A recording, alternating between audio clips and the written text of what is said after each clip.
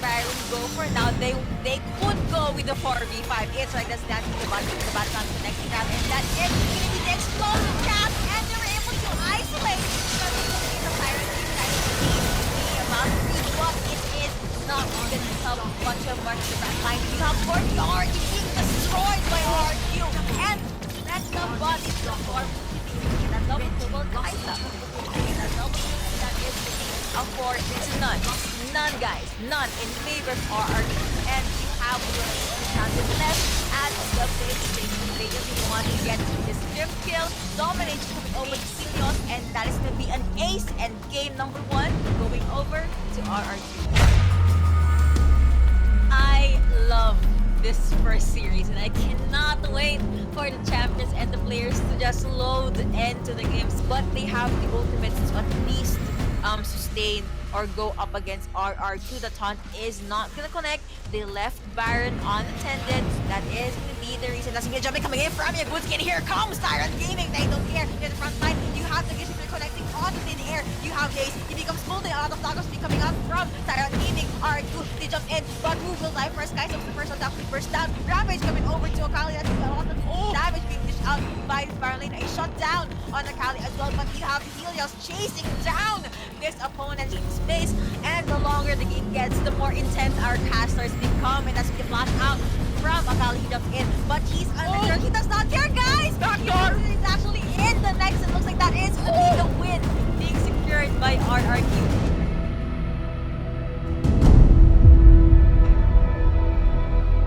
However, Dampier already popped her Monsoon earlier on, and that is something that RRQ could utilize, because VVV, they have no other way to go to disengage if ever RRQ decides to jump in and take this Baron. Oh, but here we go. It's gonna be the Baron Nashor being set up by VVV Esports as RRQ is looking to go for contest. Diana Lee Sin jumps into the backside, goes for the hill. Gragas goes for the explosive cast, confusing out the enemy team. 42 HP. RRQ will get the steal onto the Baron Nashor. Hero Zen runs in, zoning out the enemy team, knocking up onto Renzi, as Renzi has an opportunity to safeguard out, but that will be no longer there, as that will be the teammates from RRQ as they dominated. And now with the long death timers, RRQ is now flashing in into the mid lane, trying to finish the game. This is what basically happens. Again, no moves. Also, there was a time that Dragon popped Moonfall and it actually did not connect, and those small mistakes basically costed them the game. Client axes, if they do so, it's gonna be so devastating and chaotic for RRQ. Now the next step will be the mid lane crashing down the inhibitor turret. It's Esla. Hookshot back away. It's gonna be the 4v5 right now. Lee Sin jumps in, backs away with the safeguard. Half HP for the inhibitor turret. It's gonna be Twisted Fate going for the damage output. It's Hextech ultimatum down onto the Dragon. Hookshot going for the stun. It's gonna be the Hero's entrance coming right up with the knockup. And that will be 2 remaining for VVV. Oriana will be the next step. It's gonna be the 4v1. A Shockwave will delay it, but that will not be delayed enough, as we have Dampier, the only one of many Howling Gale, to once again try to live another day, but another day will not be given, as RRQ is now rushing into the mid lane. They're trying to finish the game, and they are finishing the wave. They're clearing it down, and that will be RRQ smacking around the Nexus and gets into wins this game.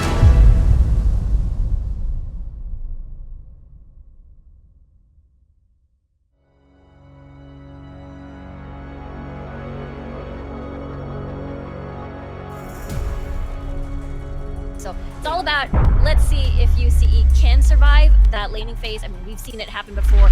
Now Baron's getting started by UCE. RRQ is actually nearby, but it's a 4v5 situation. No teleport for Isila, so I don't think he can catch up. Chad's just trying to reach. There's the Monsoon. UCE just secured the Baron. He cannot go near. Hextech ultimatum towards Ulek side. He is golden. He's just trying to survive at this point, but he falls. No AD carry for RRQ at this point. Tactical is golden as well. He's able to flash. He's able to flash out of range, out of danger, and now UCE is doing it. They're doing it against RRQ, the top team in the current standings, and now it's just a lot of death timers on the board.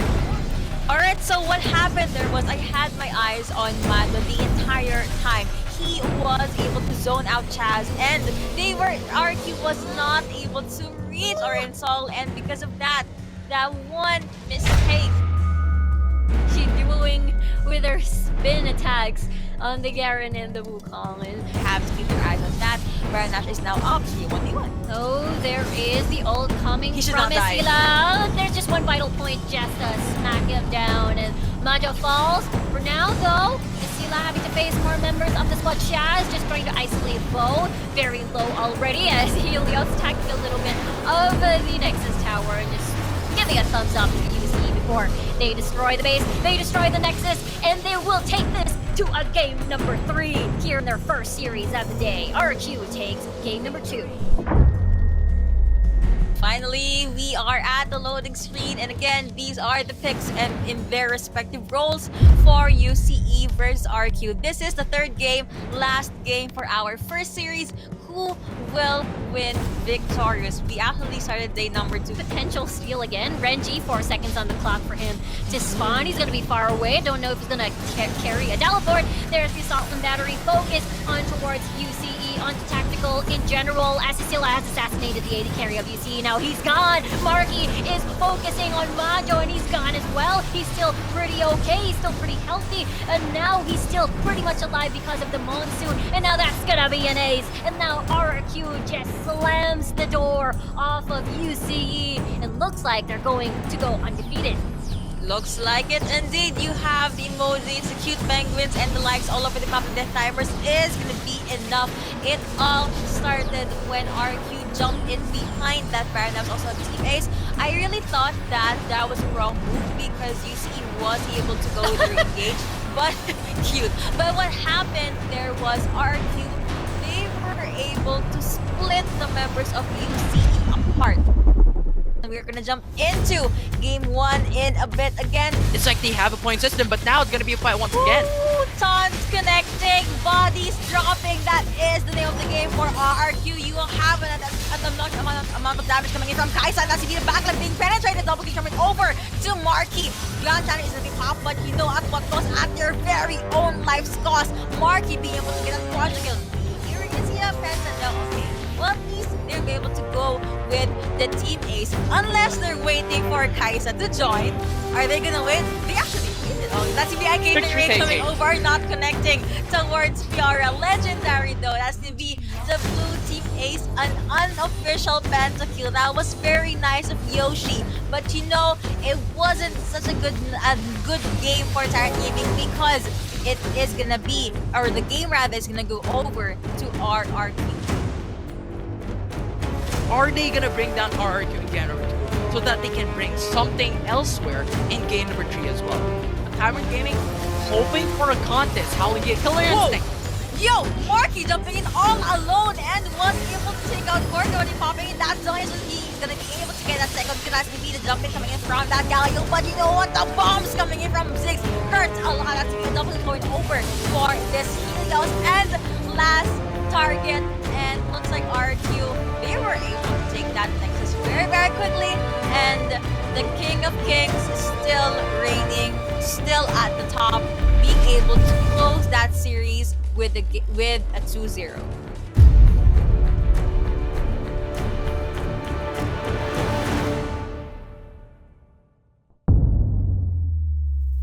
This is the exact same 2 picks that we saw UCE used up against RRQ.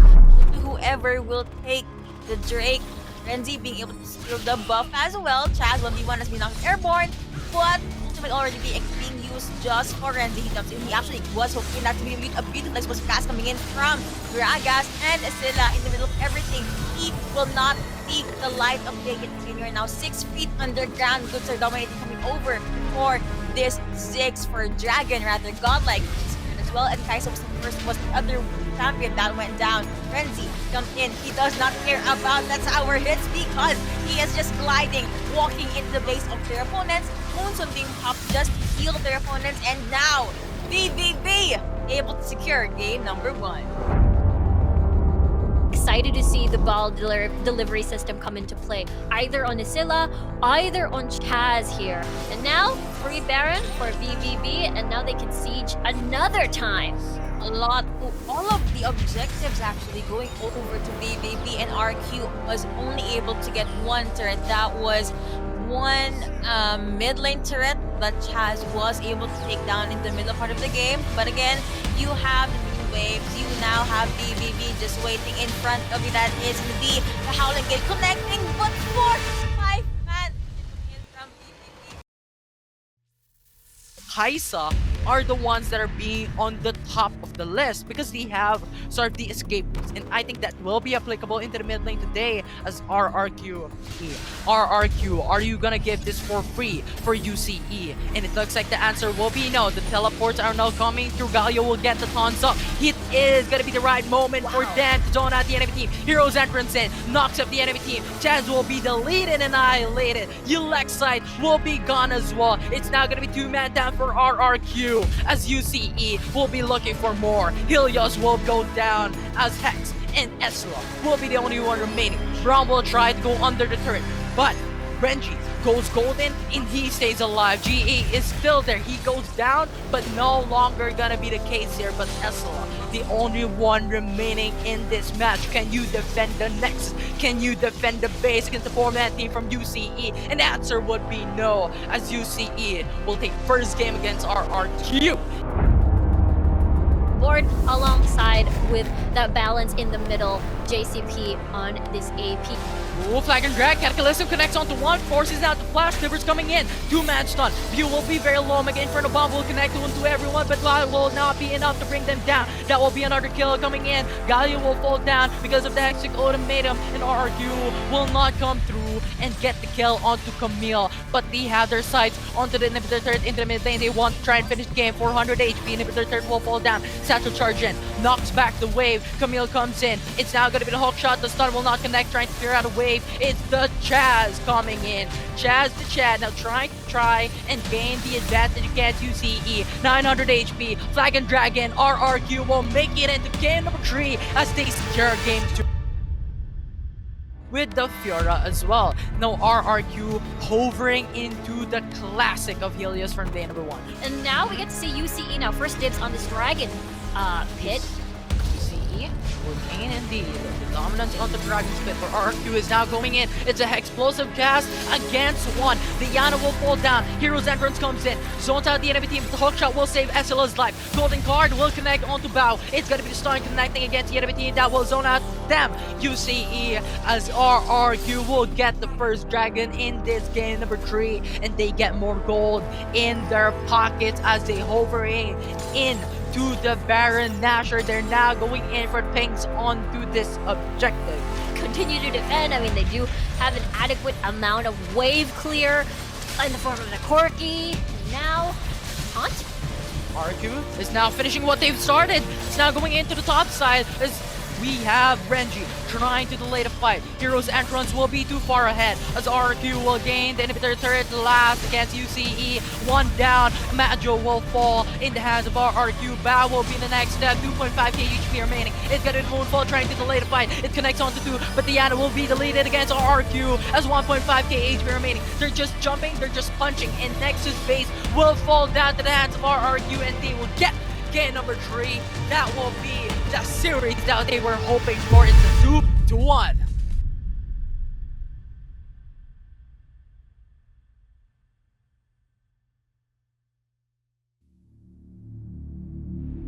It's gonna be so exciting to see this as we head on over to the Rift soon. This is series number 2, game number 1 between RRQ versus Omega Esports. It's gonna be very exciting.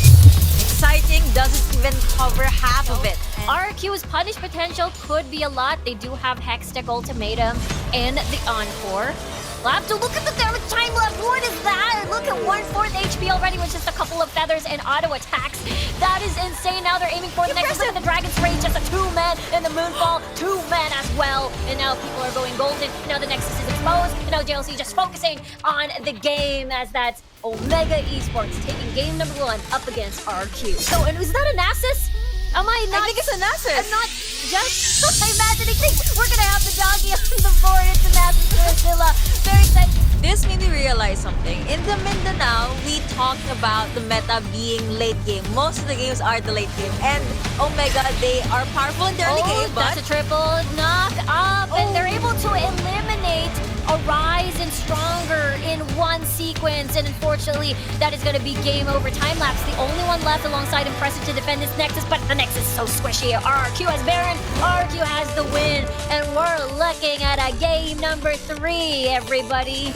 The Kha'Zix makes his debut on the playoffs in the hands on such an amazing and talented jungler. If Helios can push a little bit more, but this is a 1-3-1 that Omega may not be prepared for. Sila's still going with that split push, 1v4. Yeah, it's a 1v4 situation. Look at that! Look how Arise is so low. He gets to take one down before he even pops that GA. But look at that, the rest of RRQ already marching towards the base. As we see Helios already clearing the waves on top side with the 1v1. Unfortunately, I don't think it's going to work as Sila actually lives and eliminates Impressive. That's going to be a 3v4 situation that Omega is not going to be prepared for. The Nexus is half HP already. Chaz already hitting the Nexus, and there you go. RRQ sends Omega down to the LB bracket. Look how much they're happy. People jumping. RRQ, they deserve it.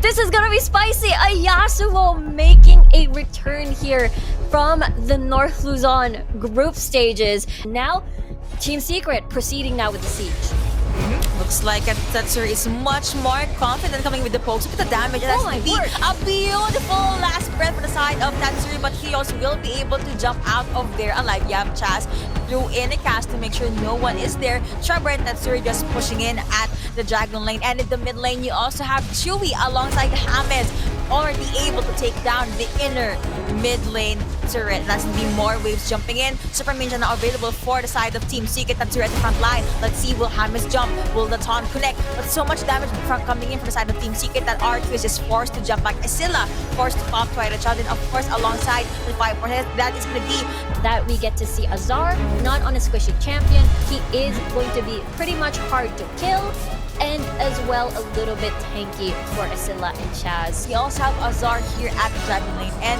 the 3 other champions, 3 other players is at the mid lane. That's already a hole onto the base of RRQ. What could they do? You still have that Ziggs was able to take down the last mid lane turret. Only 1 tower left. Ultimates are available. Looks like RRQ, they are forced to just jump all in. They need our Team Secret was able to put the pedal in the metal, but you have the waves pushing in as well. Team Secret already focusing on the next half. Oh god, being bursted down as we a jump and Rapids coming over for the Scorpion, but instead Team Secret they just want to focus on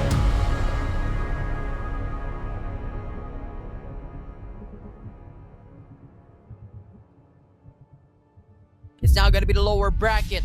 Series number 2, game number 1, do or die match. Liab Esports up against RRQ today. Who will take it home? Who will take the series? And who will proceed into the next bracket to fight it up, to gain a role and to gain a spot in the next tournament? It's still going to be standstill for now.